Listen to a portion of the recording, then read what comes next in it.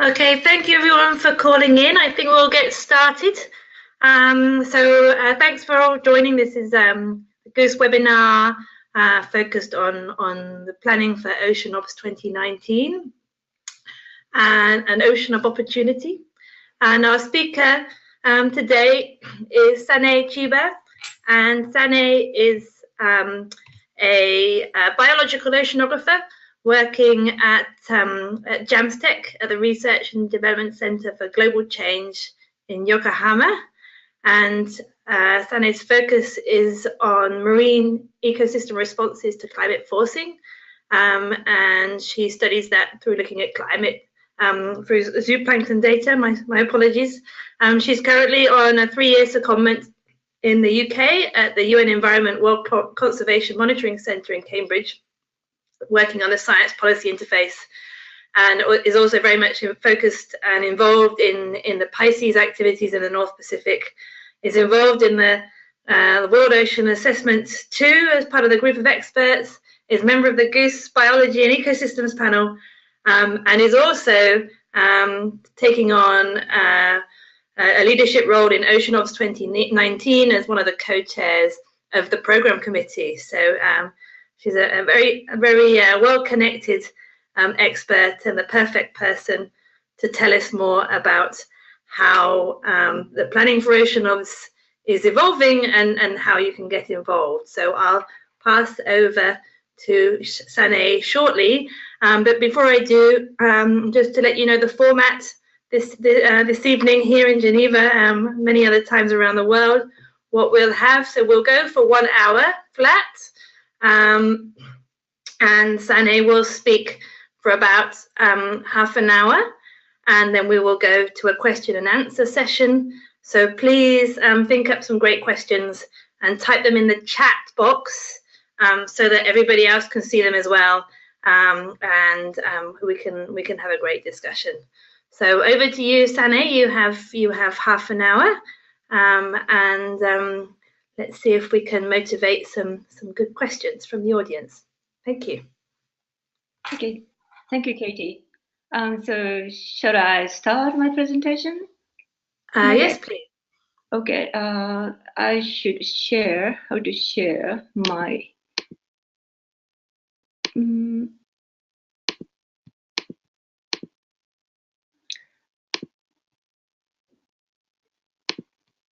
I think I have to change the presenter.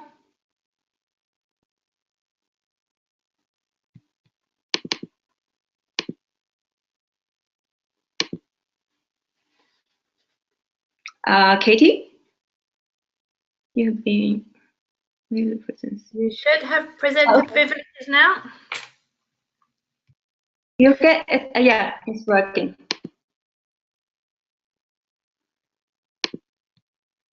Can you see my presentation? Yes, so if you make it full screen, then we can all... Yeah, and then now full screen. So can you see the full screen, my slide, presentation slide? There might be a little delay.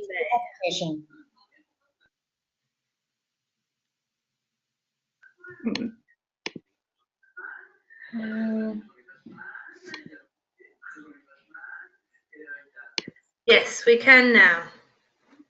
Okay, is it okay to start? Yes, please go ahead, Sanae. Thank you. Okay, sorry about that. And so, hello everyone. So I am Sanae. Thank you very much for joining us today. So it's not what?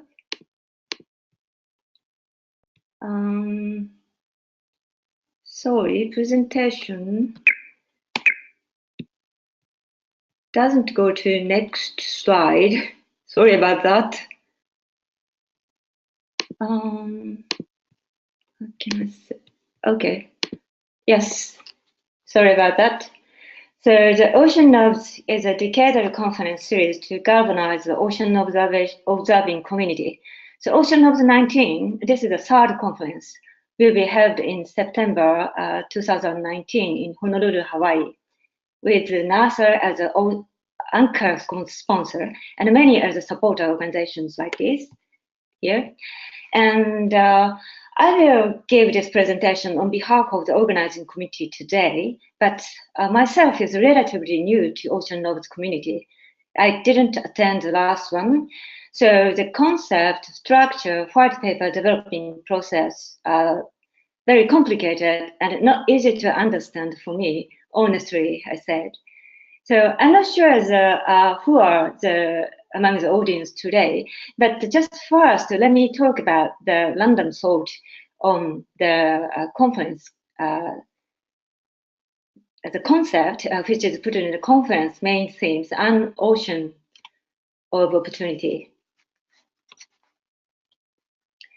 So last week, late at night at home, I was making this presentation slide with a little bit unhappy feeling, like, why do I have to work this till such late, Then on TV, BBC started reporting the news on new technology, which could be useful for early tsunami warning. This news just came after the Alaska tsunami warning news back to back. So then I came to think like this. So there are many issues like this to solve in this world for people's happiness. The scientific idea and innovative technology could potentially manage that, to find an answer for that. But that idea and technology cannot be really useful unless we really actually implement and operated it. And that is possible only through the collaborative effort of whole ocean science community, from scientists to end users. So the OceanObs will provide such the opportunity to make a difference to this world. That helped raising my motivation a lot. And I came to believe, oh, this is something worth doing, even late at night and during weekend. Then, starting in 1999, OceanObs series has aimed to establish the internationally collaborated and sustained observation system, and being conscious about, and from the first time, and being conscious about the connection and the service to society. So let me look back the history of the OceanObs series. The first conference focused on the ocean observation and climate. So the major target audience were climate scientists, physical oceanographers, and modelers. That was actually dawn of in situ operational oceanography. And that resulted in an internationally coordinated system for physical, climate, and ocean carbon observatory using drifter, floats, XPT, tidal gauges, and stuff like that. And Algo float deployment launched in 2000. The second conference, OceanObs'19, expanded the range of the communities working together to undertake more comprehensive and sustained ocean observations. Biogeochemistry and biological oceanographers joined and considered input, not only the output, input from the society. That led to the major conference outcome, the framework for ocean observing here. Sanae, just sorry to interrupt. We can't see the changes to your slides, or I can't. Oh, okay. So, change of the slides. I'm still seeing just the title page. Really? Yeah. Yeah, I'm with the same. I can't see any changes. So if we could just do a very quick test here to make sure that we can. Oh, okay. Sorry about that. Yeah. And escape. Yeah. Apologies for the technical hitch, everyone who's listening online. We're still ironing out this new software. Well, what should I do?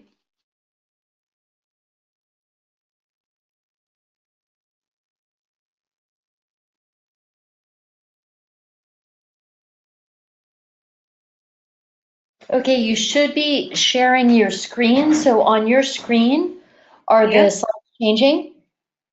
Yeah, I think I can see the shared screen. Show. Let's go show screenshot. Everyone, welcome. No. Sharing screen is the right-hand side. That one. No.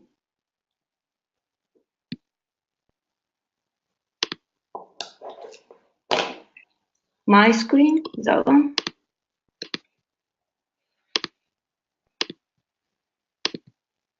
So I start again. Yeah, maybe, well, try sharing your screen there. No. Then no change? No, no change. Okay. It did change then. I saw it change. So do you want to just try that again? Like this. Perfect. There. Okay, Yes. it's changing now. Perfect. Yeah. That's Okay. working now. Apologies for that. So we'll have a little recap on the introduction to the presentation. Thank you, Sanae. Okay, so maybe I start again. Please do. Okay. Sorry about everyone. And okay, I will start again. So this is the second slide. Can you see the second slide now? Yes. Convention Center. Okay, so the OceanObs'19 will be held in the Honolulu Convention Center in mid-September 12/19. Then the anchor sponsor is NASA and many others. And main conference theme is Ocean Node Opportunity. And can you see the next slide? That is the BBC News. Katie? Yes. Okay. Then so the story is the other day, the late night at home, I was making this presentation slide and with unhappy feeling, but then on TV, the BBC started reporting the news on new technology which could be useful for the early tsunami warning system. Then this news just came after the Alaska tsunami warning news back to back. Then after that, I came to think like this. So there is a lot of the many issues like this to solve in this world for people's happiness. The scientific idea and innovative technology could potentially manage that. But the idea, the technology cannot be really useful unless we really implement and operate it. And that is possible only through the collaborative effort of whole ocean science community from scientists to end users. So the OceanObs will provide such opportunity, the opportunity to make a difference to this world that helped rising my motivation up. And I came to believe, oh, this is something worth doing even late at night or weekend. So next, I will briefly look back the history of the conference. So the first conference focused on the ocean observation and climate. So the major target audience were climate scientists, physical oceanographers, and modelers. That was the dawn of the Institute of Operational Oceanography, and that resulted in an implementary coordinated system for physical, climate, and ocean carbon observation using drifter, float, XPT, tide gauge, and Argo float deployment launched in 2000. So the second one is the OceanObs'19 expanded the range of communities working together to undertake more comprehensive and sustained ocean observation. Biogeochemistry and biological oceanographers joined, and this time it's considered input, not only the output too from the society. That led to the major conference outcome, trademark of ocean observing. So the OceanObs'19 aims to develop effective strategy for further sustained multidisciplinary integrated ocean observation system and improve data flows and governance arrangement. To make it possible, we want to engagement a wide range of user community, including operational users, social scientists, specialists in both in public and private sectors, national and international policymakers, etc., in all aspects of ocean observing. And this is how OceanObs has expanded in size so far. The number of participants and community white papers doubled from the first to the second meeting. And this time, we expect more than 1,000 participants. So it's going to be the big party.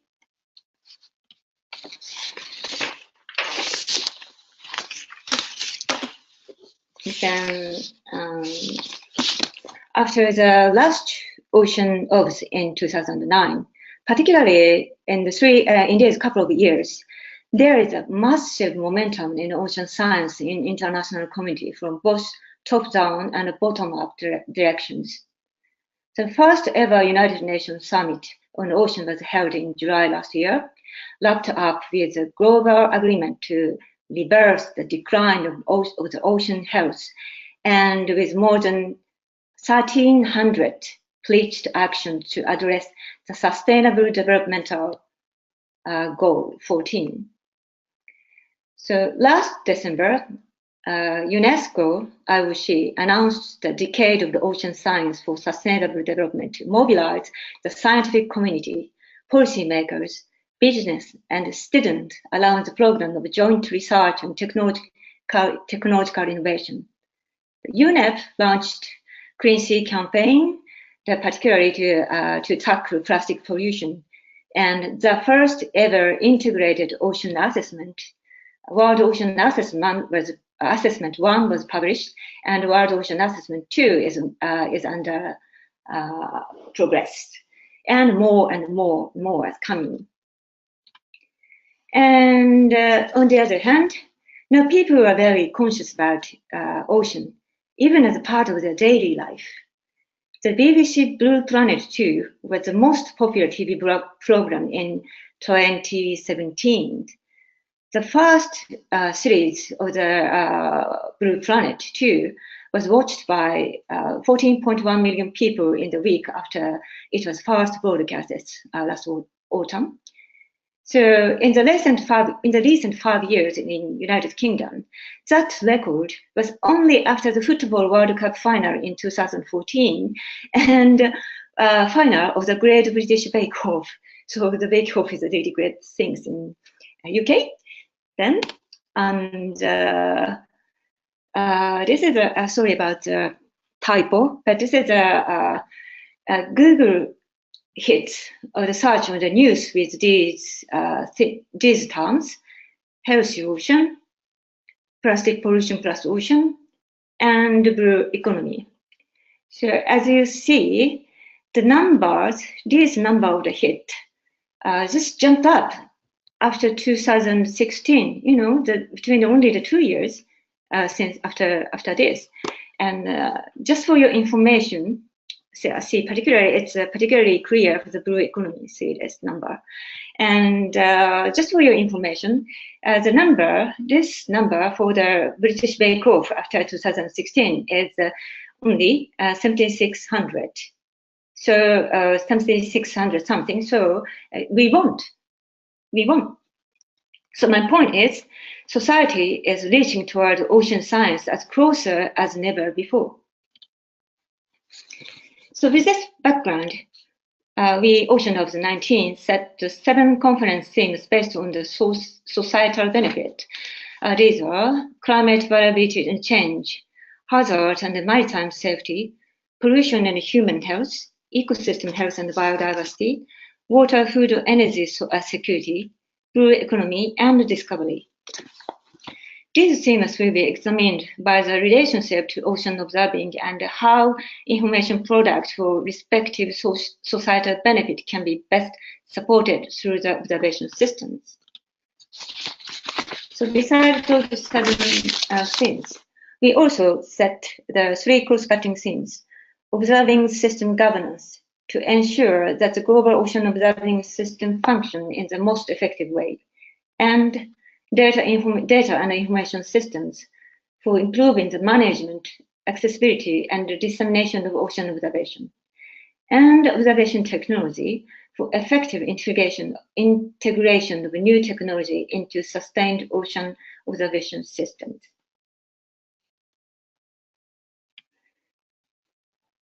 We expect to have the participants with wide variety of expertise from ocean science, engineering, data science, socioeconomics, policy and management, communication, and more and more and more like this. And the expected outcome of the OceanObs'19 is still under development, because this time we will take a bottom-up approach to structuring the conference. We first would like to see the white paper ideas which will be submitted as an abstract by communities by the mid-March. Here are some rough ideas of the outcome. We will establish a decadal vision for the sustained, integrated, and multidisciplinary ocean observing system. So that includes requirement to do following. For example, strengthen user engagement, develop and adapt design principles that take advantage of strengths and complementarity of technologies. Enhance observing system coordination and management. Improve data and information discoverability and delivery. Develop user-driven innovative products and information services. Link with sustainable developmental goals, particularly for the number 14. The integrated across the entire ocean science stakeholder community. And second, we want effective governance structure that combines observers and end users' perspective.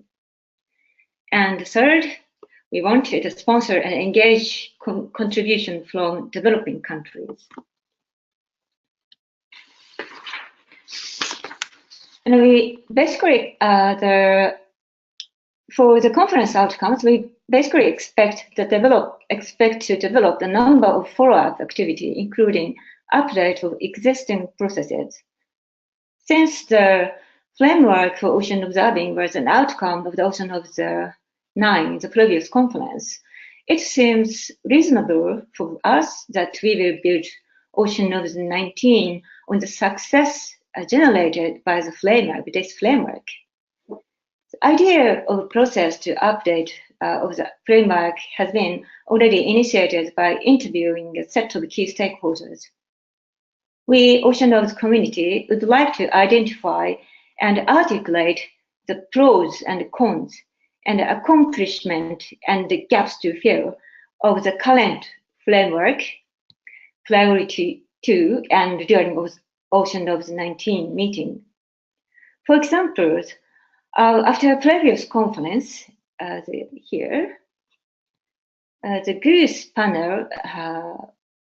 Goose panels were established to develop physical, biogeochemical, and biology ecosystem essential ocean variables to measure at global scale, based on the research on societal demand. Implementation of those essential ocean variables and the required international coordination for that will be one of the subjects to tackle over the next 10 years. As for the gap, the framework feedback loop here indicates that observation output, such as data, product, and information, are used to address the end user requirement. However, the streamline the communication between the data, policy, and society is still weak. So this part will be the large gap to fill in the next decade. And this is the contribution to sustainable development goals. This is the relevance of the conference's 7 themes to the respective sustainable developmental goals. The contribution to SDGs as one of the opportunity to link ocean science to policy spheres in an effective way. The OceanObs'19 will address to not only SDG 14, life below water, but also other related goals in biosphere, society, economy categories. Each goal has official indicator to address the progress at global scale, but not many goals has a partner organization to report the indicators and or the partners to provide data required to develop those indicators. OceanObs community has potential to provide such data and indicator to contribute to the development as data. The OceanObs community has potential to provide such data to contribute to the development of those indicators. This is a very important information. The abstract submission for community white paper is now open. White paper developed scheme is different from the previous conference like this. So this time, we call for white paper abstract first. The program committee will review the abstract and solicit full community white paper to be submitted by the end of September 2018, this year. We may recommend that author of particular abstract collaborate and merge the concept to develop a joint community white paper. Also, if there is a gap in some areas, expertise and topics we expect to include, we may invite further experts and authors of white papers. Once submitted and the writing finished and submitted, the paper will be peer-reviewed and published in an open access journal before the conference. The abstract deadline is March 15. So please make sure to prepare your abstract by the date.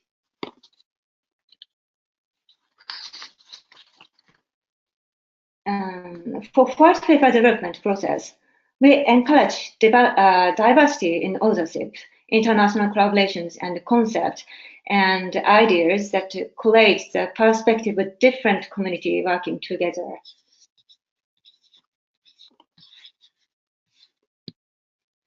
And also, we particularly welcome the abstract dealing with cross-cutting issues overarching more than one conference themes here. And white paper abstracts should address connection between observation and end users.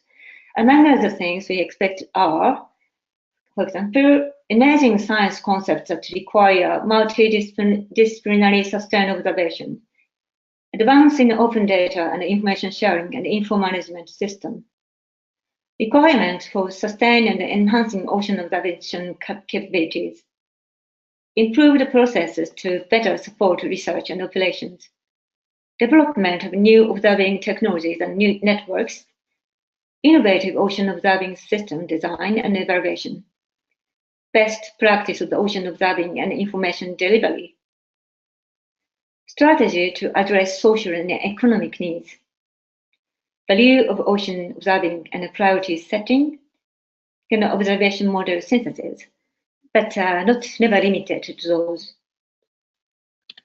Now this is the organizing committee of OceanObs'19, which consists of 3 committees and support staff. The program committee coordinates the scientific input for the conference, builds the program, and provides communication and outreach guidance. The sponsorship committee coordinates the financial and the intellectual engagement for OceanObs'19, and local organizing committee is taking care of the local organizing.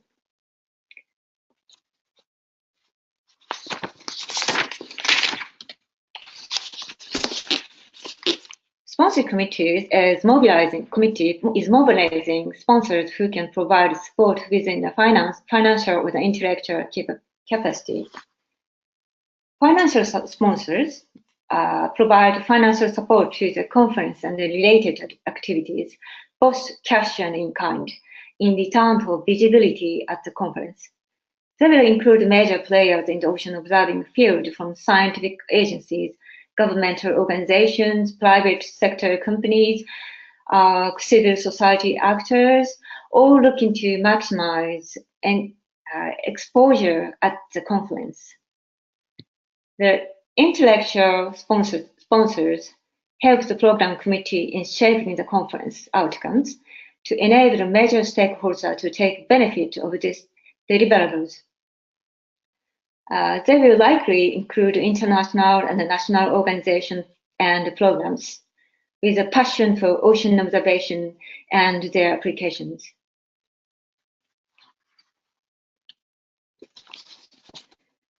During the ocean science meeting held in Portland, Oregon next month, we will have a town hall for OceanObs'19.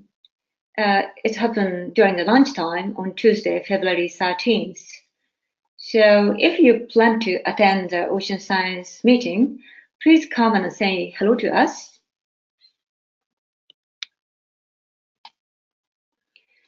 And still there are several things to do in near time. We need definitely more sponsors, and also we want to more prioritize expected conference outcomes, and we would like to make guidance for conference participants and post those guidance on the website. But one of the most challenging tasks is how to engage wide variety of user communities, including end users, OceanObs'19.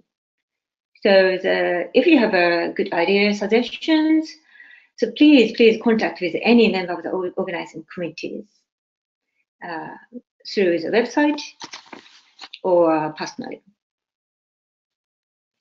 So this is already the end of my talk. But before wrapping up my talk, I'd like to go back to the conference themes again and Ocean of the Opportunity. The OceanObs'19 is a big party of the ocean community in the decade. We are the people who are passionate, enthusiastic, and fascinated by ocean in various ways. So let's stretch out our arms each other and grasp hands and make a great level of action all over the world. And let's believe this is an opportunity to make a difference in the future and make the world a better place. So I'm quite optimistic about this. So I am looking forward to seeing you in Honolulu. Thank you very much. And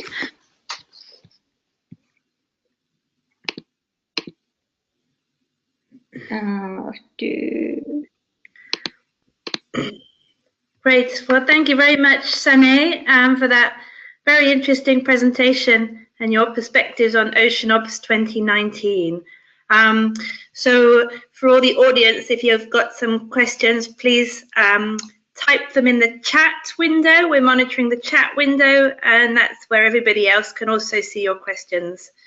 I'll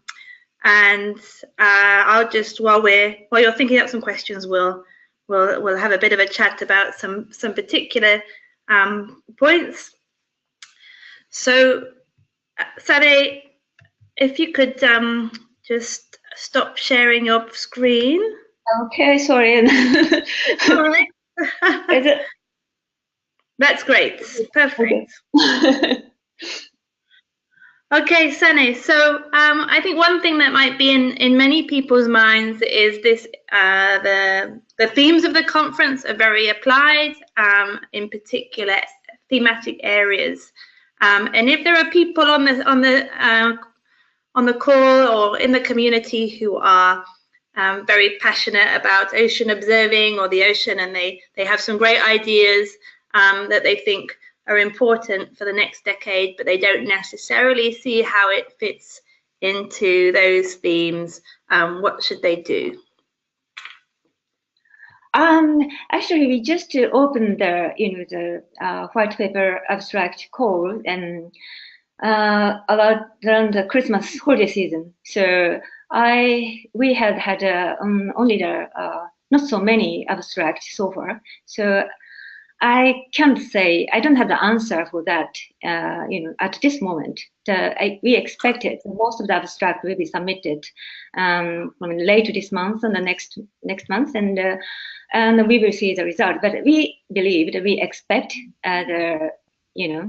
those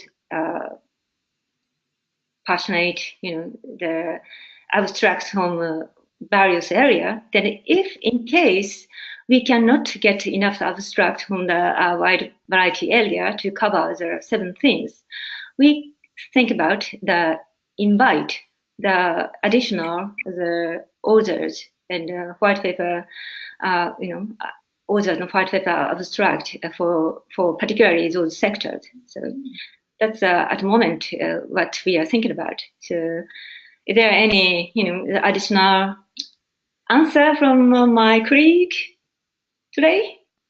I don't know who are here. Well, I think there's some ideas might come up in the chat window. It would be great to get some perspectives. I know we have a few program committee members and sponsors committee members online, but I also think that we've talked about those themes being kind of motivating themes. They're not fixed in stone. Yeah. They were themes to motivate people to think about why ocean observations are important and useful and how we can better connect. And that the themes of the conference and the agenda will be driven by the ideas that we get from the community. So there might be some new themes that come up depending on what people propose. All right, so it seems we have quite a shy audience here. We have 50 people online, and we could do with some good questions. So please type your questions in the chat box so that we can all see them, and it might motivate some others to ask questions too. Please don't use the question box. Please use the chat box.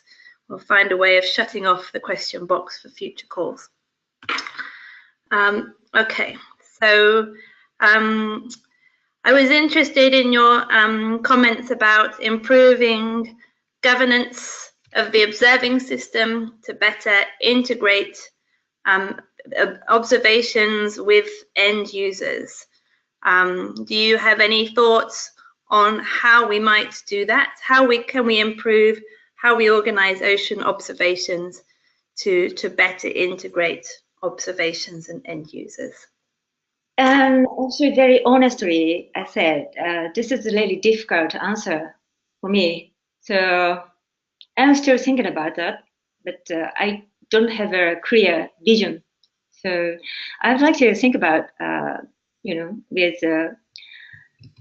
with community, not only the organizing community, but also the whole community around us, not only in natural scientists, but also the social scientists, particularly working. I happen to work at unit WCMC, where there are many social scientists and the specialists who work in between the science and policy. So I'd like to get the idea by communication with them from now. So very sorry about that. Honestly, I'm new to this community. So probably I would like to know, to talk about those ideas from you. Yes, so maybe some of our audience have some ideas as to how we might go about that. Okay, so I get the feeling that some people are saying they can't chat, they can't type in the chat box, and they're typing in the questions box. And so I will read out some of the ones from the question box. Just bear with me because I'm juggling boxes on a very small laptop screen. Okay, so one thing about governance, as I mentioned in my presentation, there is a momentum in an international society. For example, there are many United Nations-led project framework that popped up in this 2-3 years. One of the, for example, is initiative, the Sustainable Development Goals. So, those framework all has a goal to integrated governance system to doing. So that we, OceanObs community, can walk along with those momentum and walk along with this framework. Then there is the demand from them, and we can contribute to them. So that is one of the idea. Not really 100% clear though. Yeah, that's great. Thank you very much. Okay, so you mentioned the Sustainable Development Goals, and we have a question here from Eric Lindstrom, who is one of the Sponsors Committee co-chairs. And he asks, how can we best organize at OceanObs to contribute to the Sustainable Development Goal 14, the life below water? What does the UN need from us? Okay, so as I mentioned in my presentation, that each goal, not only the goal 14, that each goal of the sustainable development has a set indicator to assess the progress of the goal.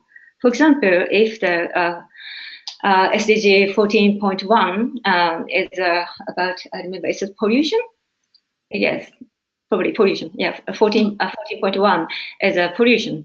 Then the indicator, official indicator to assess the progress of the, the reduced pollution, the hazard of the pollution is one is eutrophication, ocean eutrophication, and another one is ocean acidification. So we, for example, Ocean Observation Community has a network to observe those data, useful to develop the official indicator of the SDG, to develop those indicator. They need data, the scientifically credible and good data. Otherwise, without the scientifically credible good data covering the global ocean, they cannot develop the good indicator. And without good indicator, they cannot assess the progress with the progress of their action. So, example, the OceanObs community has a great possibility to contribute to the SDGs goals. Not only 14, as I showed you, that all of the 7 themes of OceanObs'19 related to other goals. If you remember my presentation, yes. So we can contribute to the SDG very clear way, I believe, through indicator development. Wonderful, thank you. Hopefully that gets some people thinking about indicators. So there's a few more more fundamental questions now. So there's one here. How will the conference itself be organized? Will there be parallel sessions, or is the plan for it to be all plenary sessions? Okay, so as I said in my presentation, that this time we taken the bottom-up approach to structuring the conference. So again, the conference structure quite depend on the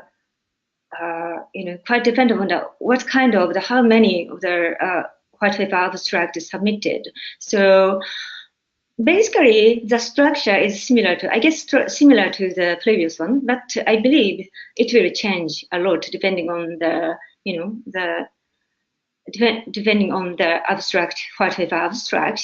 Then, so at this moment, it's quite flexible. That is my answer.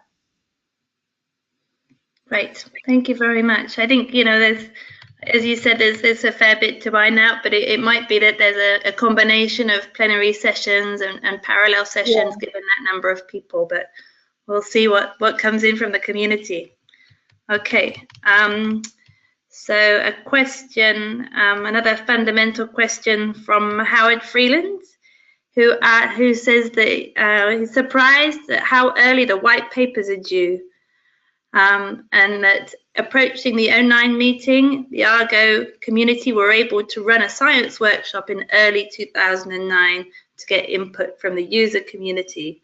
And this time it appears that the writing needs to start now, so there's no time to get comments and input from the users as they develop that input. How do you expect that conversation to be had on the time frame that's being proposed? Okay, so this time the deadline in mid-March is abstract, white paper abstract. Abstract is abstract, just the conceptual idea. So and that abstract shouldn't be, doesn't need to be the white paper itself. So after we, program committee member, look through all the abstract, maybe we may combine the idea, several white paper abstract idea, and combine some of them. Then suggest the, making the bigger white paper writing team.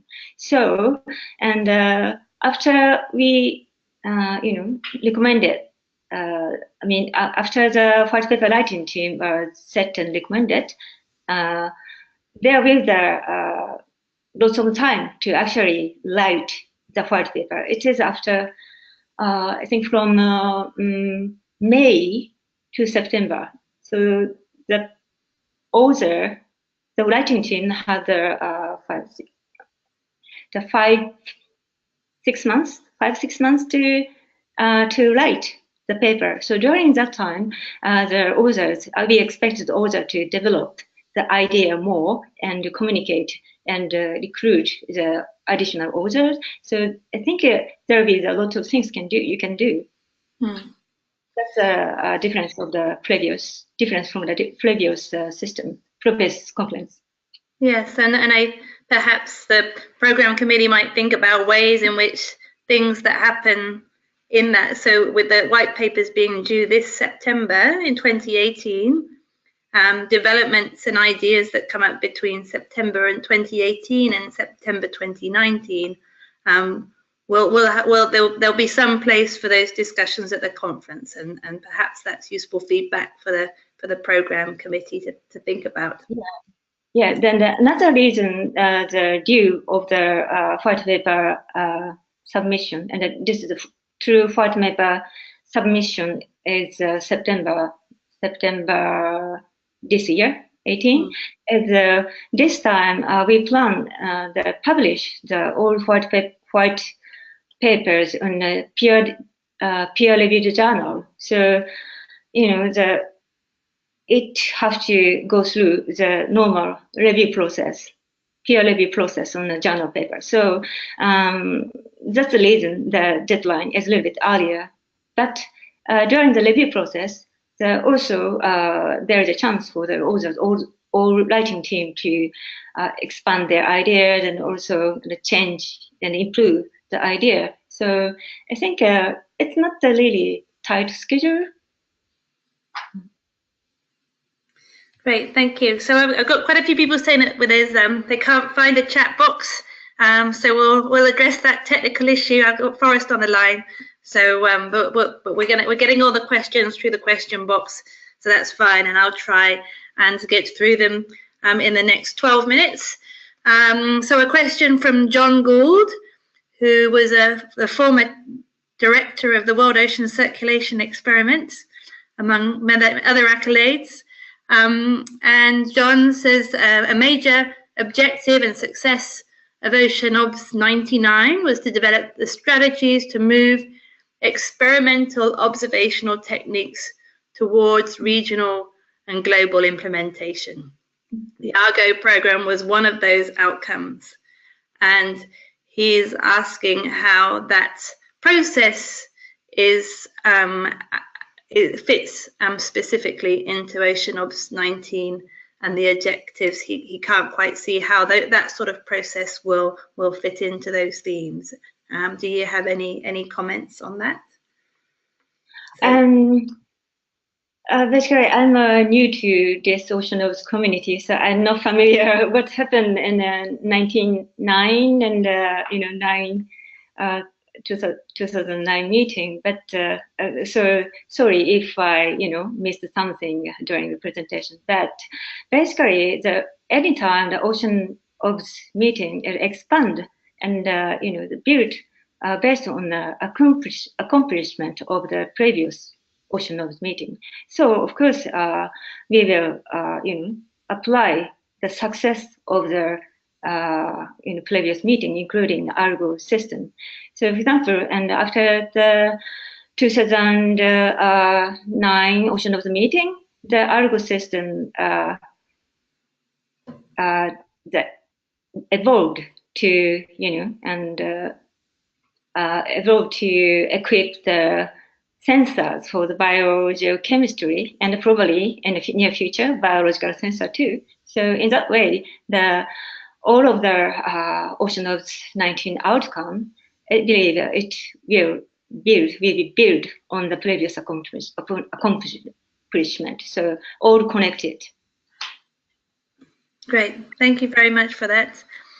Okay, so another question. Now that I found the questions, you're getting some good ones.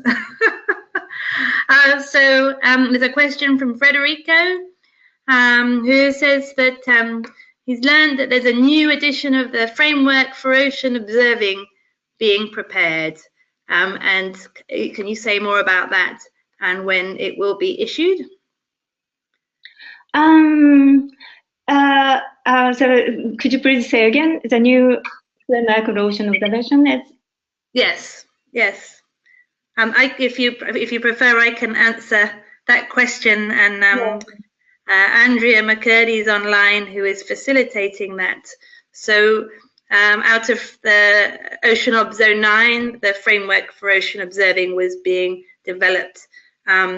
We're initiating a process led by Andrea at the moment, Andrea McCurdy, to reach out to the community to see how the framework is being used and useful, and how we can build on that in the post-OceanObs'19 agenda. So at the moment, there's an information gathering and experiences gathering process that will feed into OceanObs'19 and how we set the plans and priorities and the work agenda for the coming decade. So there's no published date yet, but feel free to contact us through the info@oceanobs19.org or any of the names that you're familiar with on the OceanObs website, if you'd like more details or information on that.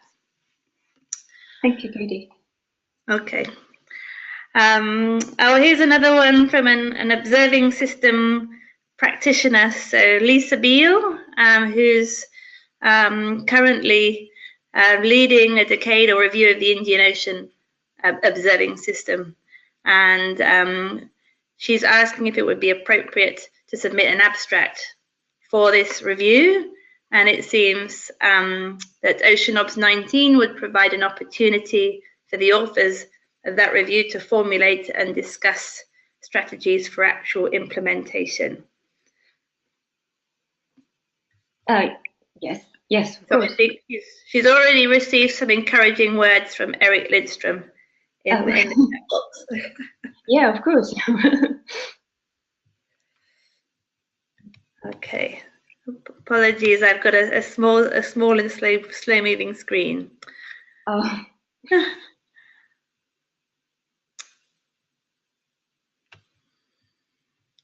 Okay, here's a good one, I think, for you, Sanae. So currently the North Pacific Andromeda Fish Commission and the North Atlantic Salmon Conservation Organization are planning for an International Year of the Salmon to be kicked off in 2019. Mm-hmm. Ocean-going salmon are considered by a wide range of the public as indicators of health of both ocean and freshwater ecosystems in the Northern Hemisphere. In your view, are Atlantic and Pacific salmon good candidates for biological and ecosystem indicators for the goose? I'm not sure that someone is a candidate, good candidate, but everything can be the good candidate. Salmon is particularly the best, one of the most important fishery, commercial fishery. So of course and we are welcome all of the the passionate enthusiastic the idea. So of course those are welcome. Yeah. You mean are they talking about particularly the goose EOB? Not really. So yeah, they've referred to. So this is Kim Hyatt, who's referred to ecosystem indicators. Oh yeah, yeah. But the alignment of OceanObs'19 with the International Year of the Salmon. Oh yes.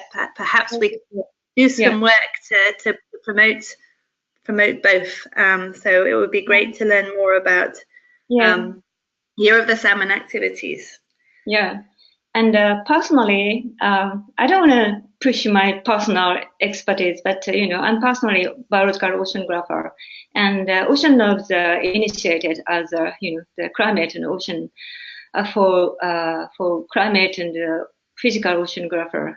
Then biology is probably the very late and slow compared to the other integrated observation systems. So probably this time the evolution of the observation system in biology, biodiversity, ecosystems, those stuff will be the one of the big theme. I personally believe that we must improve the global observation system, or develop the global observation system for biology, particularly. Yeah, so there's another question building on that. So the ocean acidification data gap is still so big and obvious in Africa. And is there any initiative by OceanObs to incorporate interested African scientists to address these gaps? Of course, and one of the ocean acidification is a great issue, and it's related to mainly two of the 7 themes: ecosystem, and biodiversity, and also climate change. And also, we welcome the diversity on the country and the region. So the contribution from Africa have been really small in the previous 2 conferences. So particularly the contribution from those areas is particularly welcome. So please join. Great, thank you very much. I think we are particularly seeing this as an opportunity to build capacity. And there's on a related note, a great question from Paolo Nobre. Sustainable observations require a tsunami of young scientists to get involved with all aspects of ocean observations. What are OceanObs'19 going to do to attract such young from all around the world? That is a difficult question. So, yeah, we have to do more promo to getting a young scientist. We cannot be the boring for them. Then this is a decadal conference. So this is actually particularly for the younger scientists who will do the science in the next 10 years. So yeah, so we have to think about the strategies to fishing, luring a younger scientist. But also I would like to ask you and the other younger participants today, just do the promotion yourself. Then this is a great party of the all about ocean science. This is a fun party, so we can do the party to make a difference in the world. So it's really worth doing and enjoyable thing. So I really want you to ask do the promo yourself. Wonderful. Thank you very much, Sanae. So we're approaching 10 p.m. and I know that we've had, or 10 p.m. my time, the top of the hour in various hours around the world. And I know that there's been quite a lot of responses to questions in the chat. So I will in the question screen, and because they're not being publicly viewable, they're not shared, I'll talk to Forrest about how we can make that that chat available so that people can see what the questions that were asked and some of the responses from other members of the audience. And just a couple of things. So a response from Eric around the young scientists, and as we're reaching out to sponsors and seeking input as to what the sponsors would like to fund and focus, we have been referring to the need to support developing country scientists and young scientists who are going to engage proactively in the conference, and many sponsor donations have highlighted particular interest in supporting young scientists' travel. So do encourage your junior colleagues and young scientists and experts to step up and contribute to abstracts and provide ideas for the future of the observing system. So just before we sign off, just to advertise for those of you who are going to be at Ocean Sciences in Portland, there is an OceanObs' Day really on the Tuesday the 13th. At lunchtime there is an OceanObs' 2019 town hall, and many of the program committee and people involved in OceanObs will be there, so then you can ask any questions or follow up in person. And there's also, if you're interested in the process being run to build on the framework for ocean observing and take it forward, there's a FOO 2.0 town hall on Tuesday evening from 6:30, and that's in room F150. I don't have the room, unfortunately, to hand for the OceanObs town hall. So thank you very much, everybody, for joining us for this discussion, and thank you very much for your great questions. And we look forward to continuing the discussion as to how we take forward ocean observations in the next decade in the run-up to September 2019. And thank you very much to Sanae for providing that really interesting perspective on OceanObs. Thank you, everyone. Bye. Thank you. Bye.